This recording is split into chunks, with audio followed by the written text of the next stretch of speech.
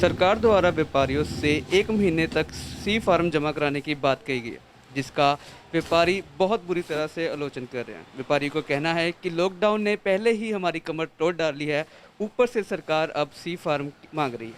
इससे बात करने के लिए हमारे साथ इस समय मौजूद है स्पोर्ट्स इंडस्ट्री से धीर साहब। आइए उनसे बातचीत करते हैं। सबसे पहले आप ये बताइए कि दिक्कत क्या आ रही है, मतलब ये सी फार्म जमा कराने के लिए व्यापारी इसका आलोचना क्यों कर रहे हैं? व्यापारी आलोचना नहीं कर रहे, व्यापारी अपनी समस्या बता रहे हैं। उसका कारण है मुख्य रूप से कि जो सी फार्म है, ये सामान्यतः जब कारोबारी माहौल भी ठीक रहता है ना, तब भी नहीं मिलते। और जो जलंधर या पंजाब की इंडस्ट्री ट्रेड है, इसको पूरे हिंदुस्तान भर में माल बेचने जाना पड़ता है। अगर मैं स्पोर्ट्स इंडस्ट्री की बात करूं, तो एक मैन्युफैक्चरर या ट्रेडर जो है, जिसको करोड़ 2 करोड़ की सेल करनी है टर्नओवर साल की, उसको भी 10 स्टेट घूमनी पड़ती है माल बेचने के लिए।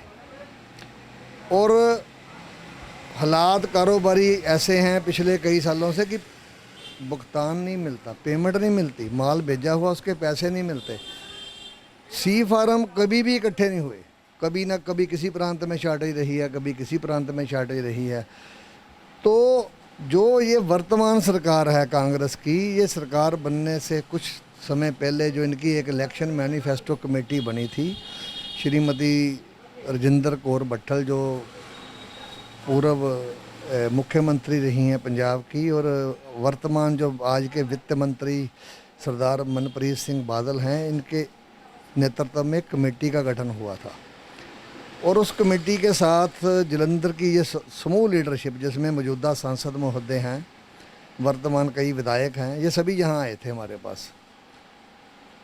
और इनका कहना था कि अगर हमारी सरकार बनेगी तो हम आपकी समस्याएं पहल के आधार पे हल करेंगे। हमने जो ये इस गंभीर समस्या बताई थी, जो सी फार्म के कारण हमारे केस नहीं हो रहे, हमारा वैट करोड़ों रुपया सरकार ने दबा रखा है, तो उन्होंने कहा था हम इसके लिए भी डीम असेसमेंट लाएंगे। और अब जब लॉकडाउन के बाद काम धंधा बंद, हिंदुस्तान भर में लॉकडाउन के कारण आधी स्टेटें बंद, आधी बंद से भी बुरे हालात में हैं। इंडस्ट्री को, ट्रेड को मानसिक परेशानी है, आर्थिक परेशानी है, और ऊपर से ये नादरशाही फरमान है। 4 साल के फार्म कहाँ से लाएंगे? 1 साल के फार्म नहीं मिलते। ये कह रहे हैं 2013 से लेकर 2017 के फार्म 17/8/2020 तक जमा कराए जाएं। तो मेरा ख्याल है कि ये सरकार जो है, नित व्यापार विरोधी नीतियां अपना रही है, नित व्यापार विरोधी फैसले ले रही है। और मैं समझता हूँ पंजाब का शासन और प्रशासन फेल हो गया। धीर साहब, मैं ये जानना चाहूँगा कि मतलब कितना समय चाहिए व्यापारी को अगर फार्म जमा कराने पड़े तो? मैं समझता हूँ ये फार्म अब इकट्ठे ही नहीं होने। सरकार ने तो हमारा पैसा दबा रखा है, सरकार की बेईमानी है। ये जो सरकार है, जैसे पहले जो काली बीजेपी सरकार थी, ये दोनों की बेईमानी है। उल्टा हमारे पैसे इनके पास हैं। हमारा वैट रिफंड जो है करोड़ों रुपया सरकार ने दबा रखा है, क्योंकि इन्होंने एक शर्त जोड़ दी थी वैट प्रणाली में, वैट एक्ट में। ये अमेंडमेंट इन्होंने बाद में कर ली कि जब आप सी फार्म जमा कराएंगे तब आपका केस असेस होगा और आपका रिफंड आपको मिलेगा।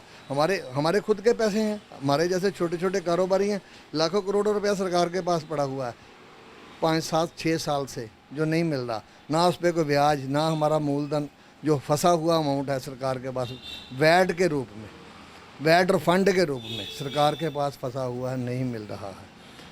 और जो फार्म की सरकार कह रही है, फार्म तो अब इकट्ठे किसी सूरत में नहीं होने। आप देखो पूरा देश डिस्टर्ब है महामारी के कारण। आधे से ज़्यादा प्रांत जो हैं, उन्होंने तो लॉकडाउन घोषित कर दिया दोबारा। अब यातायात का कोई साधन नहीं है, हमारे पैसे नहीं मिल रहे, ये फार्म कहाँ से लाएंगे हम? मैं आपसे ये भी जानना चाहूँगा, जब नॉर्मल डेज होते हैं, जैसे अब लॉकडाउन है, कोरोना चल रहा है, तब आपको कितनी दिक्कतें आती है फार्म लेने के लिए? ऐसा है, अब तो फार्म रहा नहीं जीएसटी में, ये वैट तक था, ठीक है।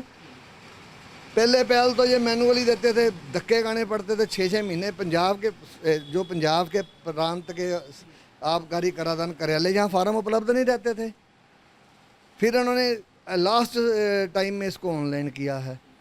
लेकिन मेरा कहना ये है कि जो लोग पंजाब प्रांत एक ऐसा प्रांत है, इसकी जो इंडस्ट्री या ट्रेड है, इसको पूरा हिंदुस्तान घूमना पड़ता माल बेचने के लिए, पूरे हिंदुस्तान भर में जाना पड़ता है, तब जाके इन लोगों की टर्नओवर या इनके लक्ष्य हैं सेल के पूरे हो पाते हैं मुश्किल से। और जो वर्तमान हालात है, मैं समझता हूँ पैसे नहीं मिल रहे हमारे फंसे हुए, जो पेमेंट्स हमारी फंसी हुई हैं पंजाब के बाहर, वो हमें ये सोचना पड़ रहा है कि पैसे कहाँ कैसे मिलेंगे या नहीं मिलेंगे। हमारे ऊपर तो बोझ है, बैंकों का कर्जा है, बैंकों का ब्याज पड़ रहा है, लगातार पड़ रहा है। सरकार कुछ छोड़ने को तैयार नहीं है। कुछ ये भी बिजली के बिल दिए, मैं तो हैरान हो गया। मैंने अपने घर का बिल दिया कुछ दिन पहले, 800 रुपया उस पर लेट फीस है। तो सरकार तो उस पर भी पैसे लेट फीस वसूल रही है। हमारे जो हालात हैं काम धंधे के, सरकार को मदद करने के बजाय कि पंजाब सरकार कोई मदद करती इंडस्ट्री ट्रेड की, ये जो मनमाना फैसला है विभाग का, मैं समझता हूँ नादरशाही फरमान है। और किसी सूरत में भी ये ना तो फार्म आने हैं, ना इकट्ठे होने हैं, और जो व्यापार पंजाब का उद्योग है जो आगे ही इतना संकट में है, उसका गला घोंटने का प्रयास है। अब आप सरकार से वैसे क्या मांग करना चाहते हैं कि सरकार कैसे आपकी तरफ देखे, किस तरह? सरकार से मांग क्या करनी है? जो हमारे विधायक हैं, हमारे सांसद हैं, सभी चुप हैं, कोई बोलता नहीं है। कोई सांसद ने, किसी विधायक ने हमारी समस्याओं के लिए आज तक कोई आवाज़ 3.5 साल में नहीं उठाई। कई वादे इन्होंने हमारे साथ किए। अगर आप इनका चुनाव घोषणा पत्र देखो कांग्रेस पार्टी का, तो मेरा ख्याल 60-70 पेज की वो पुस्तिका है, और उसमें खाली एक स्पोर्ट्स इंडस्ट्री के लिए 2 पेज स्पोर्ट्स इंडस्ट्री के लिए हैं वादों के। कैसे होंगे मेरे को समझ नहीं आ रही। आज तक कुछ नहीं किया। अगर ये एक जेन्युइन डिमांड है, अकाली बीजेपी सरकार थी 1997-2002 में, तो वो डीम असेसमेंट पॉलिसी लाए थे इसके लिए।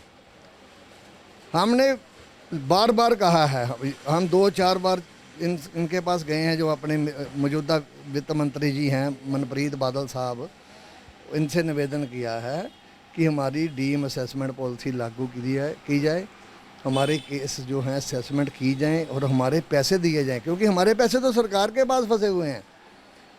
ये सरकार की एक, विभाग की एक चाल है, और विभाग का ये जो कुप्रयास है ये निंदनीय है। इसकी हम निंदा भी करते हैं, और हम एक चेतावनी भी देते हैं, निवेदन भी करते हैं सरकार इसमें हस्तक्षेप करे, विभाग को ये आदेश वापस लेने के लिए सरकार कहे, और डीम असेसमेंट में हमारे पुराने जो असेसमेंट्स हैं वो असेस होनी चाहिए।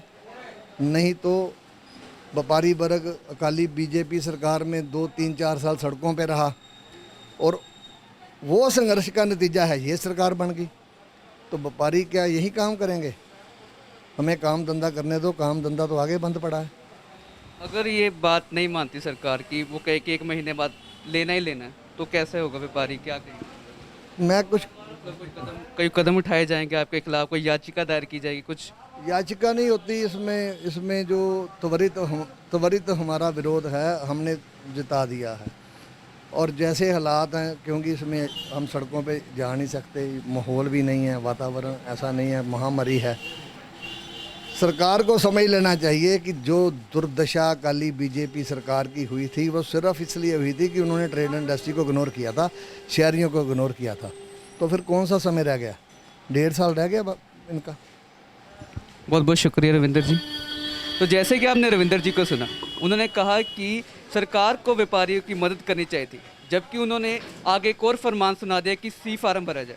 वो उनका कहना है कि आम दिनों में भी दूसरे राज्य से सी फार्म लेना बहुत कठिन होता है, और इस माहौल में जहाँ पर अभी बिहार की बात करें तो उधर भी लॉकडाउन है, तो वहाँ से फार्म मंगाना बेहद मुश्किल है। ऐसे में सरकार को व्यापारियों की ओर देखना चाहिए।